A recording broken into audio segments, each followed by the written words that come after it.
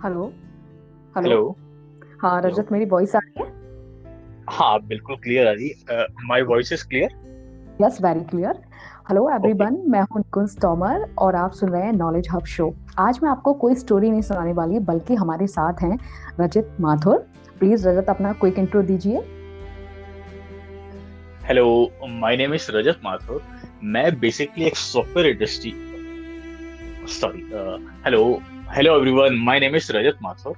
मैं बेसिकली एक software engineer हूँ। मैं इंडस्ट्री में 7 साल से काम कर रहा हूँ। तो ये जो जी। स्टॉक मार्केट का काम है, ये बेसिकली मेरा शौक है।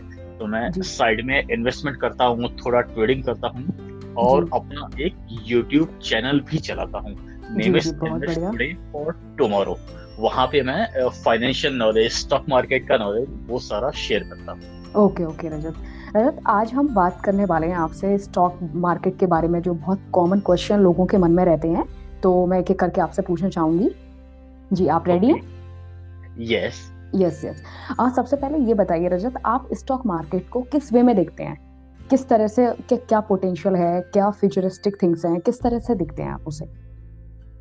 देखिए, for me stock market is a tool of wealth creation. जी। देखिए, अगर आप अपने आसपास देखेंगे तो आपको पता है कि आज एफडी में या फिर सेविंग्स में जो इंटरेस्ट है वो बिल्कुल नेग्लिजिबल है। लोगों को जी। समझ में आ गया कि यहाँ से बिल्कुल। हम एक्चुअली वेल्थ क्रिएट नहीं कर सकते। और बिल्कुल। मैं इन शॉर्ट अगर आपको बताऊं तो लेट्स से आपको एफडी में इंटरेस्ट मिल रहा है 3% या 4%। बट जी। आपका इन्फ्लेशन रेट ही 5% या 6% है। जी। ये जो गवर्नमेंट का डेटा है उसके हिसाब से जो एक्चुअल इन्फ्लेशन वो बहुत ज्यादा होता है, 10-20% तक होता है। But ji. लेट्स से आपका 5 to 6% है। तो जी। नेट में तो आप 1 या 2% डी ग्रो कर रहे हैं, आपका पैसा ग्रो नहीं कर रहा है, वो डी ग्रो कर रहा है। तो बिल्कुल। उसके लिए वो ऑप्शन तो आपके पास हो गया खत्म। अब आपके पास एक ही ऑप्शन बचता है, स्टॉक मार्केट का। जी। It is comparatively easy option, तो इसलिए मैं स्टॉक मार्केट में इन्वेस्ट ओ, करता हूँ। बिल्कुल फॉर बिल्कुल बिल्कुल। I am a long term investor. मैं लॉन्ग टर्म इन्वेस्टमेंट पसंद करता हूँ क्योंकि एक्चुअली बिल्कुल। असली वेल्थ तो वहीं से क्रिएट होता है। जी बिल्कुल।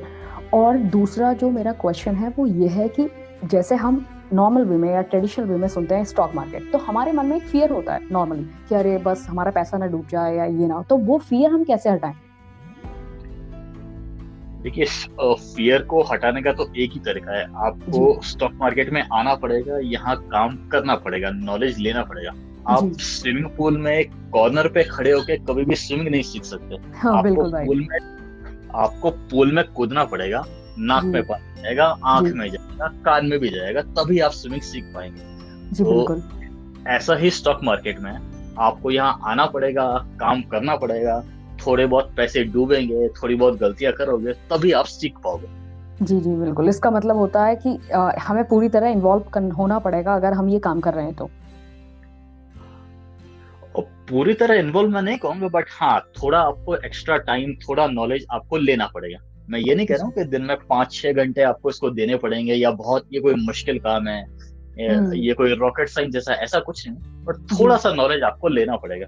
आप देखेंगे कि थोड़ा सा नॉलेज लेके, थोड़ा सा टाइम देके आप अपने सपने पूरे कर सकते हैं, आपकी जिंदगी पूरी तरह बदल सकती है। बिल्कुल बिल्कुल। जी। और एक चीज और रहती है हमारे मन में कि हम इन्वेस्टमेंट का इजी तरीका क्या अपनाएं और कितना अमाउंट हमें चाहिए होता है, क्या हमें भारी भरकम रकम चाहिए होती है इन्वेस्टमेंट का? मतलब लोग ऐसे समझने लगते हैं कि अरे पता नहीं कितना पैसा चाहिए होगा। तो आपका क्या कहना है इस पर? देखिए, इन्वेस्टमेंट में बेसिकली यहाँ पे दो तरीके होते हैं। एक तो है जी। कि आप डायरेक्ट स्टॉक ले लीजिए, हम्म। और दूसरा तरीका होता है म्यूचुअल फंड का। जी। पहले म्यूचुअल फंड की बात करते हैं। जी म्यूचुअल बिल्कुल। फंड मैं बहुत शॉर्ट में समझा रहा हूँ, डिटेल में नहीं बता पाऊंगा यहाँ। तो हम्म। म्यूचुअल फंड का मतलब होता है कि आपको स्टॉक सिलेक्शन करना आता नहीं, तो आपने एक हम्म। कंपनी को हायर कर लिया, एक टीम को हायर कर लिया।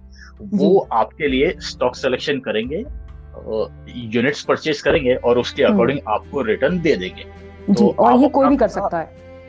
हाँ, ये कोई भी जी। कर सकता है। और mutual fund 500 rupees per month से भी स्टार्ट हो जाता है। तो आप इतने कम बिल्कुल। अमाउंट से भी स्टार्ट कर सकते हैं, तो वो वाह, कोई तो इसका प्रॉब्लम नहीं है। मतलब वाह, ये मतलब इतना इजी वे से स्टार्ट कर सकते हैं, इतने कम अमाउंट से इन्वेस्टमेंट शुरू कर सकते हैं हम। यस। और अच्छा। दूसरी बात करते हैं डायरेक्ट स्टॉक्स की। उसमें भी बहुत सारे एक्चुअली ऐसे अच्छे स्टॉक्स है जो 500 रुपीज से भी कम प्राइस पे अवेलेबल है। तो आप एक रेगुलर वे में उनको अकोमोडेट कर सकते हैं। हर 15 दिन में एक बार खरीद लिया, महीने भर में एक बार खरीद लिया, 6 महीने में एक बार मेरे पास थोड़े से पैसे मैंने खरीद लिया। It's like that. महीने में अगर आप 4 बार बाहर खाने जा रहे थे या 3 बार जा रहे थे, तो 1 या 2 बार उसको कम कर दो, वो पैसे वहां पे लगा दो। बिल्कुल सही बात है। Result in a great wealth. बिल्कुल बिल्कुल। तो रजत, जैसे अगर हम बात करें कि कौन सा स्टॉक हमें जैसे स्टार्टिंग वे में हम इन्वेस्टमेंट करना चाह रहे हैं, तो कौन सा स्टॉक हमें बेटर रहेगा? देखिए, कोई भी डायरेक्ट स्टॉक रिकमेंडेशन तो मैं नहीं दूंगा, लेकिन मैं आपको वे बता देता हूँ। जी बताइए। सबसे इजी स्टॉक वो होते हैं जिसका एक्चुअली आप डेली यूज करते हैं। फॉर एग्जांपल, आप सिम किसका यूज करते हैं, रिलायंस जियो या फिर एयरटेल का यूज करते हैं, तो आपको पता है कि ये इतनी बड़ी कंपनी है, अगर इसका नाम मुझ तक आ गया है तो बट ऑब्वियस दुनिया में करोड़ों लोगों को इसका नाम पता होगा, तो इसका साइज इतना है, ये कंपनी इतने आराम से नहीं डूबेगी। तो आप इस टाइप की कंपनी से स्टार्ट कर सकते हैं जिसके एक्चुअली आप कंज्यूमर है। जियो है, एयरटेल है, हिंदुस्तान लिवर के बहुत सारे प्रोडक्ट है, आईटीसी के प्रोडक्ट्स हैं, डोमिनोज। इसका मतलब रजत, हम अपने चारों तरफ किस तरह की चीजों का कंजप्शन करते हैं वही उन्हीं में से परचेज कर सकते हैं कि हमें ये पसंद है या इसका कंजप्शन ज्यादा है आमतौर पे, तो हम इसका स्टॉक ले सकते हैं या इसका स्टॉक ले सकते हैं, राइट? बिल्कुल स्टार्ट कर सकते हैं। और स्पेसिफिकली मैं बोलूंगा कि अगर लॉन्ग टर्म के लिए लेना है तो इन कंपनीज में कोई प्रॉब्लम ही नहीं है, अगर लॉन्ग टर्म की बात करें। शॉर्ट टर्म में थोड़ा बहुत ऊपर नीचे हो सकता है। अब आपने मेरी बात सुन ली, अरे रिलायंस बहुत अच्छी कंपनी है, अरे टाटा तो बहुत अच्छी कंपनी, मैंने ले लिया, लेकिन आप चाहते हो कि 2 दिन बाद या 5 दिन बाद मुझे उसका कुछ रिटर्न मिल जाए, तो वहां पे थोड़ी वॉलेटिलिटी रहती है, उसमें कोई गारंटी नहीं रहती।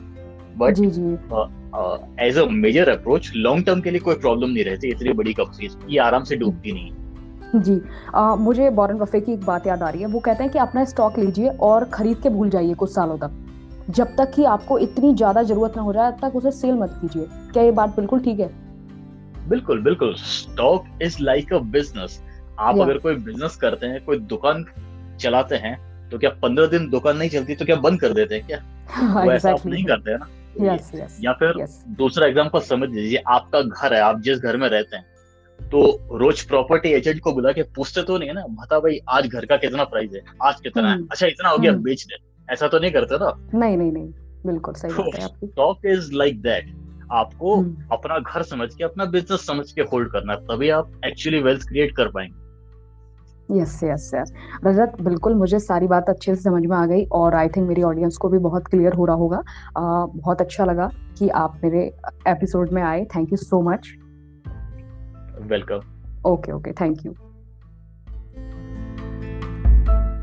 All right.